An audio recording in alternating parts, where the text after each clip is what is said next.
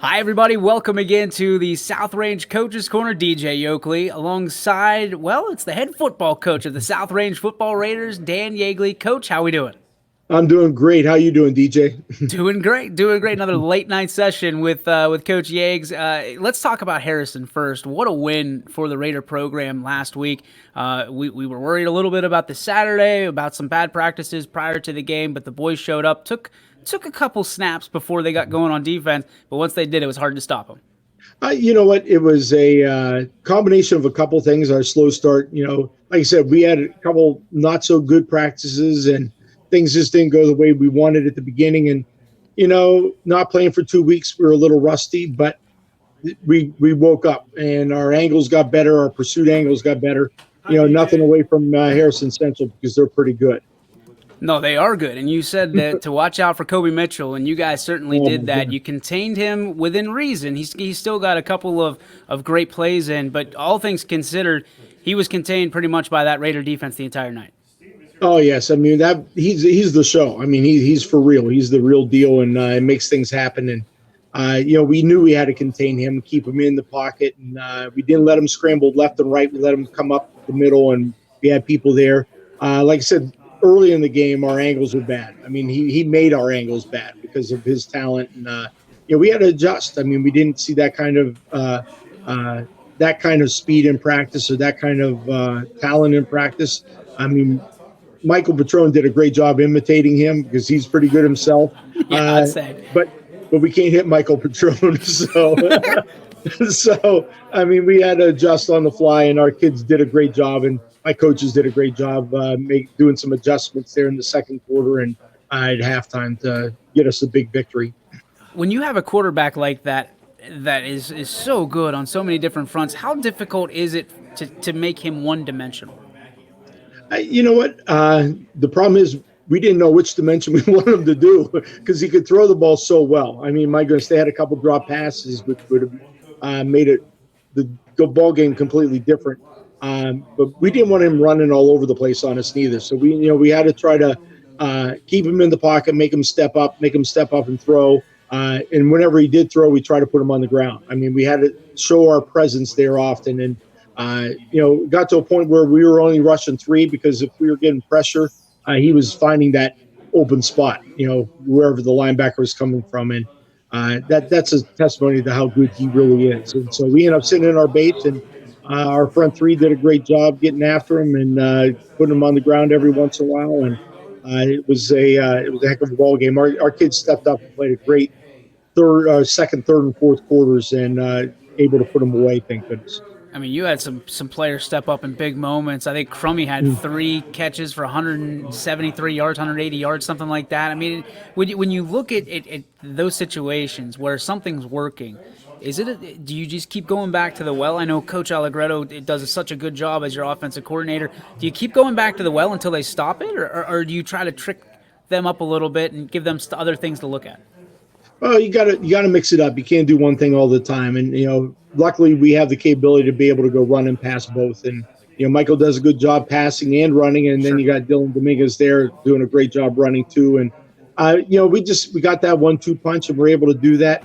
They were trying to make us throw. They really were, and they were trying to make us throw by also doubling Jake Gehring, not letting him off the ball and not letting him catch any passes, and so that left other people open. And Michael found them, and like I said, Coach Allegretto did a great job spreading it around and making sure that we were getting to the open spots. But hats off to the kids because they made it happen. And like I said, Michael found Luke a couple times, and we got some big plays. And when he got the ball, he was able to get some good blocking on the outside and able to put it in the end zone, which was huge, especially early. So when you look at last week's game, it's kind of weird because all year I feel like teams have been playing for Dylan Dominguez. They've been game planning, trying to shut down Dylan Dominguez, putting themselves in the best position to win. And then Michael Patron has a huge year, naturally. Last week, I felt like they were trying to contain Michael, and Dylan had a big game. Did you kind of get the same sense?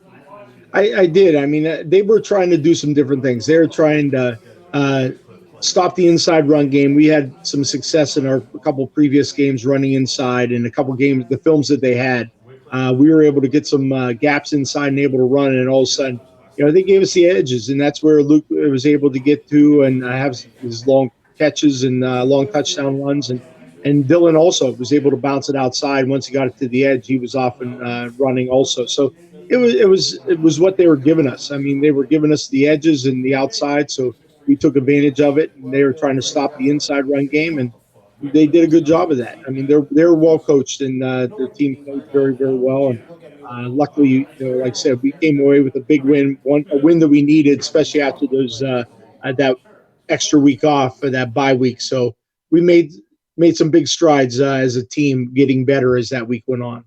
So let's talk now about Beechwood, another very, very good team that you'll be up against in Raider Stadium this weekend. What do you see on tape from Beechwood? What can fans expect when they buy the game this weekend? Well, they're undefeated, first of all. I mean, it's hard to be undefeated. Somebody says, well, they didn't play the schedule you did. Well, it doesn't matter. It's hard to go undefeated. It's high school football, and anything can happen any single night. You don't know what's going on in the kids' heads. You don't know what's going on anywhere else. So therefore, just to go undefeated, it's a very, very tough task. And you know what?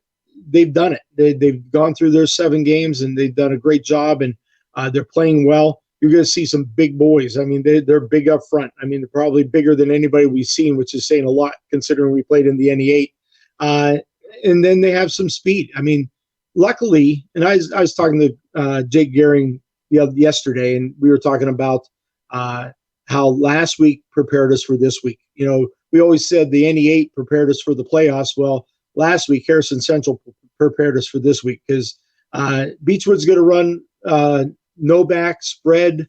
Got a little quarterback back there that can run like lightning and can throw the ball pretty well, and has some good receivers. And they're gonna spread it out and run us ragged on the outsides, on the edges a little bit. So a little bit like Harrison Central, not quite like them, but a little bit like them. So our game planning last week pulled into this week, and we're going to be able to do some similar things. And hopefully we're a little bit better at it at the very beginning and get a good jump on them from the very beginning on, and play good football for the whole 48 minutes. Well, it sounds like you had a good week of practice this week. Without giving away the game plan, what are the keys to victory for the Raiders this week?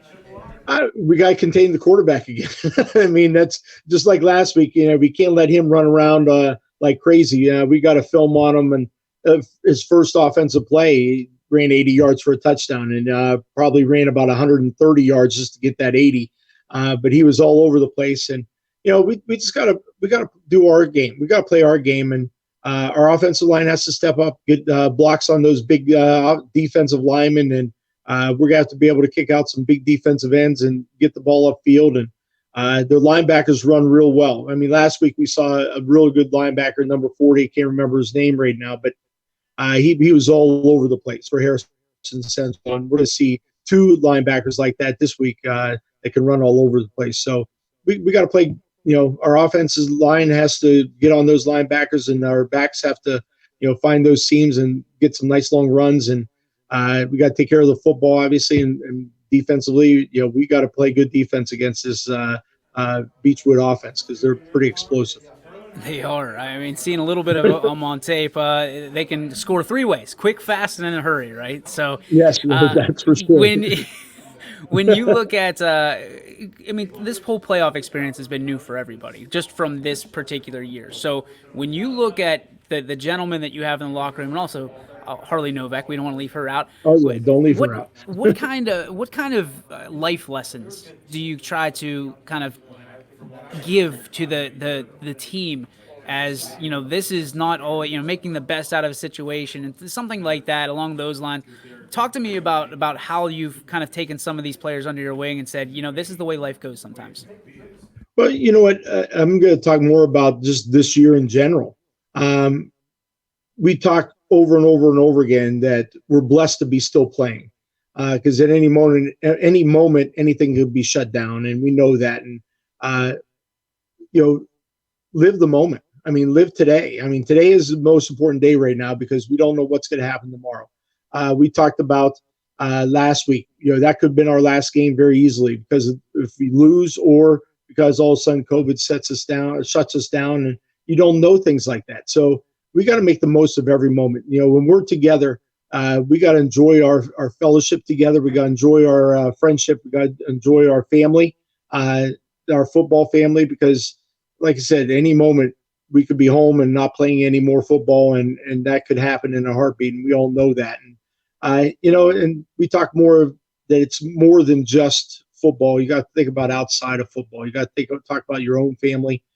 You never know. I mean, my goodness, you never know when something's going to happen, and all of a sudden you may lose a loved one, or you may lose a friend, and we've all experienced that. And it's just you gotta live the moment. You gotta think how precious it is. I mean, today is a gift. It really is, and we got to make sure that we take care of that gift.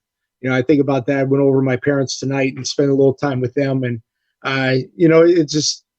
it's precious. It really is. And when we get into the locker room, we talk about how wonderful this group is, and how much fun we had. And it's a great lesson what we're learning in the locker room and what we're learning on the field. But you got to carry it over into your family at home and your life in general, because today is the most important day, and we got to make sure that we take care of today. Coach, we talk about it all the time. Football team, basketball team, whatever team you're on becomes a family, and you are a huge, huge believer in that. Talk to me about how this team has gelled as a family under the circumstances, whether it be good, bad, indifferent, challenged, things of that nature. I mean, how does this team really gelled and become a family of one, a unit of one in 2020?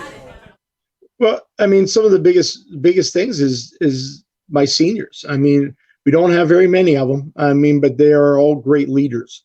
We don't pick captains. We rotate captains because I expect my seniors to be captains. Every single one of them. I don't care if you're playing or not playing. Guess what? You should be a captain, because you got it. Your presence is so important, and your leadership is so important. Not only on the field, but in the locker room, in the weight room, at practice, wherever. And I got a great group of seniors that are very, very close. And guess what? They realize, since there isn't very many of them, that they have to accept these underclassmen. They have to bring them up to be leaders also. And they've done that. They let the young kids take control of certain situations. They let them go ahead and lead in certain situations. It's so much fun watching them be leaders. And that's what makes this year's South Range Raider team such a family, is because the seniors have allowed it. They allowed them to become the whole team to be part of the family. You'll see when we walk down to the practice field, we have to walk across under the tunnel and over the hills and wherever to get there.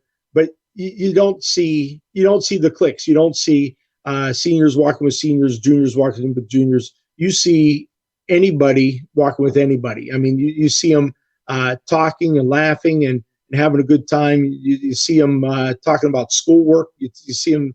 Their arm around them, giving them a hug because they had a bad day. That's the kind of leadership we have, and that's just, my goodness, that makes me so happy, because that's how you win. You win with the whole team. You don't win with 11 people on the field, because if it's only 11, you don't have anybody to practice against. And these guys have accepted that. They've accepted everybody and brought them all together as one group. And like I said, it's special every day. And a lot of it's because, again, I'm hats off to my seniors, all of them. They're just fantastic, and they've made this into a very, very good team and a very, very good family. And typically we'll close this out like we always do with a little bit of a question off topic. We talked last week about books that you love, books that you're reading, leadership, all those great things, and you had some great ones. I just started on slowly churning my way through with all the free time I have these days. It's called What's Your Why? And that's a big question that we should all ask ourselves sometime in whatever we do. Why are we doing this? What's our why? What's the reasoning? What's the core of where we're at? So my question to you is, what's your why? I mean, you've been at this a long time. What's your why as to why you come out year after year and lead the way you do and be a coach of the South Range Raiders? Oh my goodness, that's a tough question, and it's a good question. I got 3 million things running through my head right now. The reason why, and a lot of it's the boys. I love the boys. I love the teams.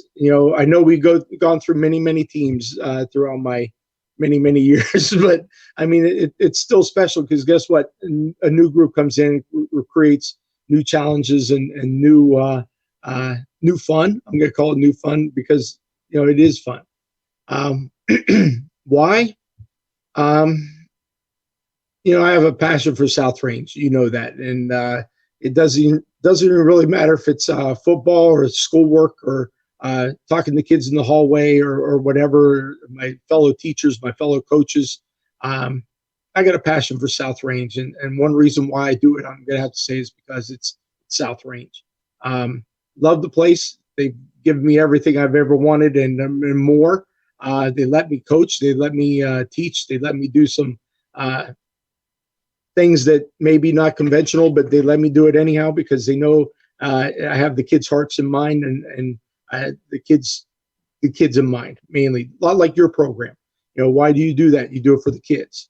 And that's why I do it. I do it for the kids. And like I said, South Range, the community is fantastic. I mean, they're fantastic when I played here. And guess what? I still get a lot of community support from them. And I'm blessed over and over and over again.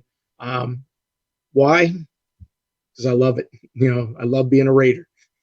Oh, that is a great answer, Coach. As always, we just love spending time with you here. Thanks for the time again, and we will see you tomorrow. I want to say bright and early, but I'll be there about 5 o'clock at Raiders Stadium when you guys take on Beechwood. Best of luck to you, and thanks again for all you do.